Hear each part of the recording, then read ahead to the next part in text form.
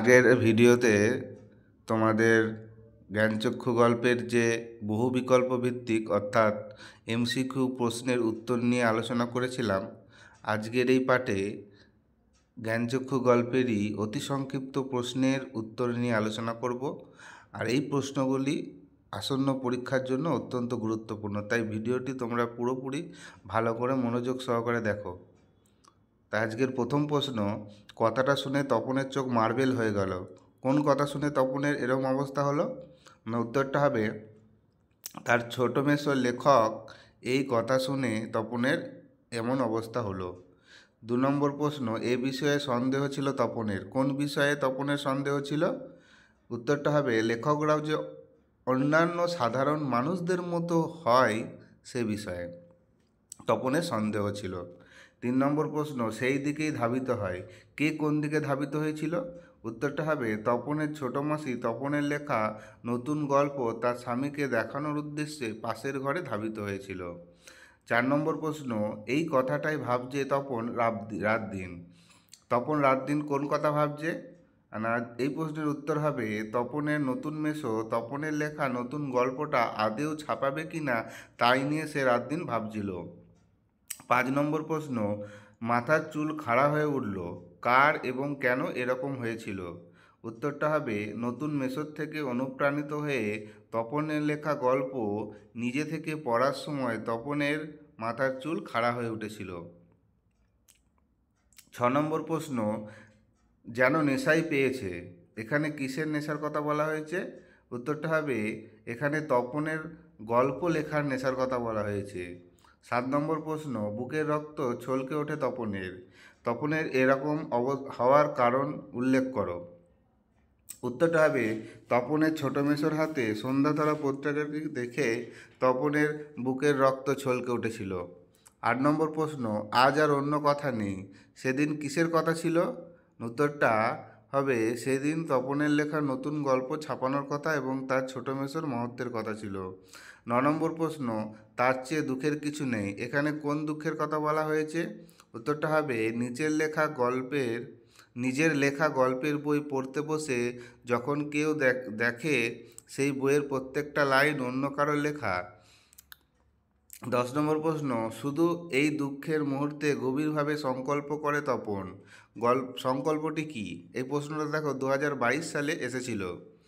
উত্তরটা হবে, তপন সংকল্প করেছিল যে যদি কখনো সে লেখা ছাপতে দেয় তো সে নিজে গিয়ে দেবে, তাতে তার লেখা ছাপা হোক বা না হোক। 11 নম্বর প্রশ্ন, তপনের গল্প পড়ে ছোট মাসি কী বলেছিল? এই প্রশ্নটাও দেখো 2017 সালে এসেছে।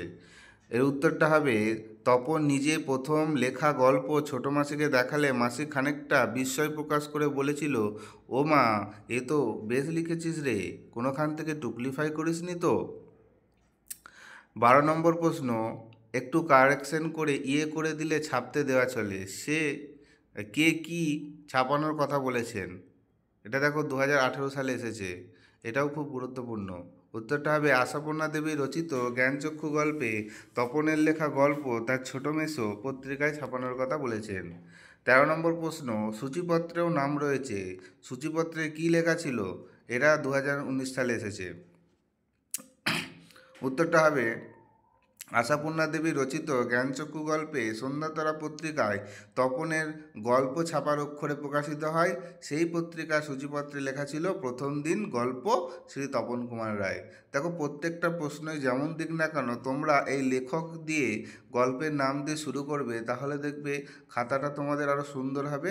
আর যিনি খাতা দেখবেন তার নাম্বার দিতেও ভালো লাগবে। তোমরা তাই সুন্দর করে গুছিয়ে লিখবে। 14 নম্বর প্রশ্ন, আজ যেন তার জীবনের সবচেয়ে দুঃখের দিন। বক্তার কোন দিনটি সবচেয়ে দুঃখের? এই প্রশ্নটা 2020-তে এসেছে। এটাকে দিতে পারে বক্তা কে, তাহলে বক্তা কে বললে হবে তপনের। আর এই প্রশ্নটার উত্তর হবে, যেদিন ছোট মেসোর বদান্যতায় তপনের লেখা গল্প সম্পূর্ণ পরিবর্তিত হয়ে সন্ধ্যাতারা পত্রিকায় প্রকাশিত হওয়ার পর তপনের হাতে এসে পৌঁছায়, সেই দিনই ছিল তপনের সবচেয়ে দুঃখের দিন। 15 নম্বর প্রশ্ন, তপন মামার বাড়িতে এসে বসেছিল। তপন মামার বাড়িতে এসে বসেছিল তার ছোট মাসির বিয়ে উপলক্ষে। দেখো এই প্রশ্নটাও 2022 সালে এসেছে। যারা খুব ভালো করে পড়োনি বইটা তারা একবার ভালো করে গল্পটা পড়ে নেবে, তারপরে আমার ওই প্রশ্নগুলো ভিডিওটা ভালো করে দেখবে। দেখবে 2-4 বার দেখার পরে তোমাদের পুরো কোশ্চেনগুলো মুখস্থ হয়ে যাবে, পরীক্ষা আসলে তোমরা লিখতে পারবে। তাই ভিডিওটা ভালো করে দেখবে। 16 নম্বর প্রশ্ন, রত্নের মূল্য জহুরির কাছে, কথাটির অর্থ কী? এই প্রশ্নটাও 2023 সালে এসেছে। এর উত্তর হবে কেবলমাত্র গুণী ব্যক্তিই অপরের গুণের কদর করতে পারে। তাই তপনের লেখা গল্পের প্রকৃত সমজদার যদি কেউ থাকেন তবে তিনি তার লেখক মেসোমশাই। 17 নম্বর প্রশ্ন, ভালো হবে না বলছি, কে কাকে কেন এই কথা বলেছে? বা এই কোশ্চেনটা ঘুরিয়ে আসতে পারে, কোন কথার পরিপ্রেক্ষিতে বক্তার এমন উক্তি? এই প্রশ্নটা 24-এ এসেছিল। উত্তরটা হবে তপনের লেখা গল্পটা কিছুটা পড়েই ছোটো মাসি তার প্রশংসা করেন। তারপর তিনি জিজ্ঞাসা করেন লেখাটা অন্য কোনো স্থান থেকে টোকা কিনা। তখন বিরক্ত হয়ে তপন আলোচ্য উক্তিটি করে। 18 নম্বর প্রশ্ন, বিকালে চায়ের টেবিলে ওঠে কথাটা, কোন কথাটা? এর উত্তর হবে লেখক মেসোমশাইকে দেখে অনুপ্রাণিত হয়ে তপন যে একটা আস্ত গল্প লিখে ফেলেছে এই কথায় উঠেছিল। 19 নম্বর প্রশ্ন, তিনি নাকি বই লেখেন, এখানে কার কথা বলা হয়েছে? এর উত্তর হবে এখানে তপনের নতুন মেসোমশাইয়ের কথা বলা হয়েছে। 20 নম্বর প্রশ্ন, মেসো তেমনি করুণ মূর্তিতে বলেন, কি বলেন? এর উত্তর হবে তপনের মাসিকে বলেন যে তিনি সন্ধ্যাতারা পত্রিকার সম্পাদককে বলে তপনের গল্পটা ছাপিয়ে দেবেন। 21 নম্বর প্রশ্ন, বাবা তোর পেটে পেটে এত, কে কোন প্রসঙ্গে কথা বলেছেন? এর উত্তর হবে জ্ঞানচক্ষু গল্পে তপনের লেখা গল্প সন্ধ্যাতারা পত্রিকায় প্রকাশিত হওয়ার পর বাড়িময় শোরগোল পড়ে যায়, তখন তপনের মা এই কথাটি তপনের সুপ্ত প্রতিভা সম্পর্কে বলেন। 22 নম্বর প্রশ্ন, এই সব মাল মশলা নিয়ে বসে, মাল মশলা বলতে কিসের কথা বলা হয়েছে? এই প্রশ্নটাও কিন্তু খুব গুরুত্বপূর্ণ।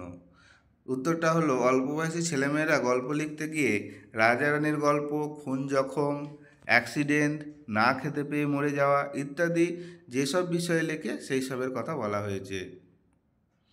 আজকে এই পর্যন্তই। এই ভিডিওটা ভালো করে দেখবে, দেখলে দেখবে অনেকটাই তোমাদের পড়াটা হয়ে যাবে। আর যদি এই ভিডিওটা ভালো লাগে একটু লাইক সাবস্ক্রাইব করে দিও। এর পরবর্তী ভিডিওতে তোমাদের 3 নম্বরের যে প্রশ্নগুলো আসে সেই ভিডিওটা দেবো।